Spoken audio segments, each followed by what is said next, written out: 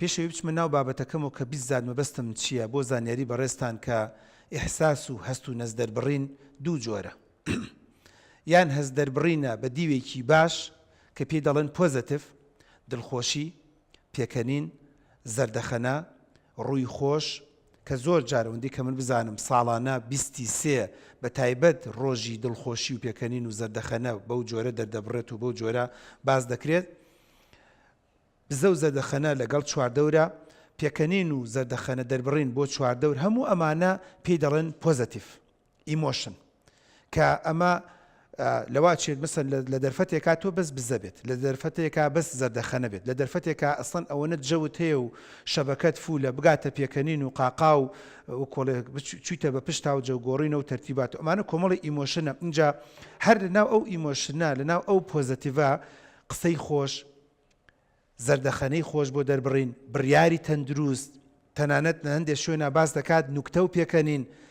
مەسەن لە مەجلیسێکا زۆر جار بیستوتانە چی فڵان کەس جەوی هەیە، جەوی هەیە یانی چی قسەی خۆشی بۆ دێ، پێکەنینی بۆ دێ، زەردەخەنەی بۆ دێ، و لەگەڵیشیان نوکتە و بڕیاری تەندروستی بۆ دێ. بەڵام زۆر بەداخەوە بەعکسی ئەمەش شتێکی ترمان هەیە کە پێی دەڵێن نێگەتیڤ، گریان، ڕووگرژی، دەموچاودان بەیەکە، بۆڵەبۆڵ، بڕیار نەدان، خەوزڕان، و تەنانەت بگاتە هەندێک جار ئەگاتە ئەوەی کە بێزار لە چواردەور، ڕەفزکردن، ترس و خۆف و دڵڕاوچێ. کەواتە زۆر شت هەیە کە نێگەتیڤە، زۆر شت هەیە پۆزەتیڤ.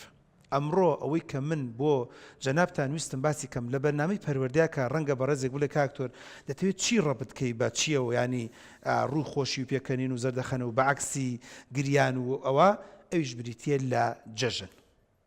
ساڵانە ئێمە دوو جەژنمان هەیە وەکو جەژنی ئاینی و چەند مناسبەیەکش هەیە، چەند جەژنێکش هەیە کە زۆر جار پێی دەوترێت جەژنە بۆنە نەتەوەیەکان. ئێمە بە تایبەتی باسی ڕەمەزان و دەکرێت بە هەمان شێوەی ڕەمەزانیش بۆ جەژنی قوربانیش باس کرێت. ئایا جەژنی ڕەمەزان سوودی چییە بۆ مرۆڤەکان؟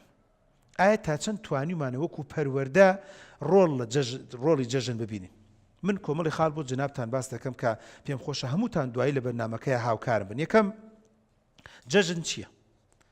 ئێوە زانیوتانە وەکو گەنجە جوانەکان و مامۆستا بەڕێزەکان و ئەو مامۆستایانش کە سەیری بەرنامانەکەن، ئایا توانیومانە پەیامی جەژن بگەینین بە قوتابی؟ جەژن واتە خۆشی دەربڕین دوای سەرکەوتنێک، کە دەڵێن جەژنی فڵانی نەتەوەی مانەوێت تۆ سەرکەوتنێکت کردووە. کاتێک کە دەڵێی جەژنی ڕەمەزان واتە تۆ 30 ڕۆژ بەسەر نەفس و دڵ و دەروون و گەدەی خۆ تا زاڵ بوویتە.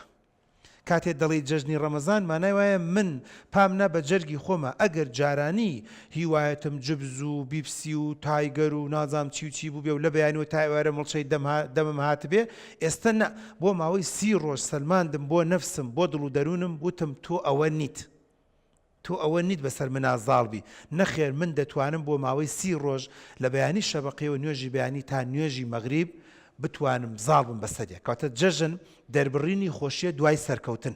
بۆ یەکێک لە خاڵە زۆر گرنگ و مویمەکان کە لە پەروەردەیە و مامۆستایانی بەڕێز و قوتابی بەڕێزەکان بە هەمویانەوە بە هاوکاری و ئەم بەرنامەش بۆ ئەوەیە کە هەمیشە بە قوتابی بڵین جەژن تەنها و تەنها بوو ئەوە نییە جلێکی کوردی بکەینە بەرمانیان نە، یان هەندێک چکرێت و تەوزیعکرێودینە. هەبێ هەمیشە جەژن عادەتەن بە زمانی حاڵ بە قوتابی بەڕێزەکان بڵین تۆ سەرکەوتوو بە ڕۆژی دوایەوە جەژنتە، تۆ دەورجە بێنە ڕۆژی دوایەوە کووا بێ جەژن بدێ، تۆ سەرکەوتوو سەرفراز بە و شانازی بکە بە سەرکەوتنەکانی خۆتەوە، کەواتە ڕۆژی دوایەوە کووا بێ جەژن بێت. بۆیە زۆر جارێمە کەینە گاڵتە و سەعود دەڵێن عەجیبمان لێ دی یەکێک زاڵ نەبووێ بەسەر ڕەمەزانەوە ڕەمەزانی نەگرت بێ و کەچی پێش عالەم خەریکی قەیسی خواردنە. عجیبمان لێ دێ بۆ یەکێک گەنجێک نەیتوانی بە 30 ڕۆژ بە دوای بەسەر ڕەمەزانە زاڵ ببێت و 30 ڕۆژەکەی ڕەمەزان دڵ و دەروون و نەفسی خۆی بگرێ و کەچی سەرەکەی پێش عالەم بێنە جەژنانە. ئاخر کاکە جەژنانت ئەدەینێ بە جەژنان حەق نییە بدرێ بێتەوە، چکە تۆ هیچت نەکرد، تۆ ماشەڵڵا خەریکی مڵچەی دەمتە هات و خەریکی لەفە خواردن و ئەو بووی. بۆیە بەڕاستی جەژن زۆر گرنگ و موهیمە کە هەمیشە بە قوتابی بەڕێزەکان بوترێت جەژن واتە بڕیاردانی سەرکەوتن. ئەگەر سێرچی بۆ بکەیت لە پێناسەکەیە واتە ڕۆژی سەرکەوتن. ڕۆژی سەرکەوتنیش مودەیەک دیاری کراوە، 30 ڕۆژ دیاری کراوە، بۆیە سەرەکەی هۆکارێکە بۆ ئەوەی کە کەم تا زۆر بێ.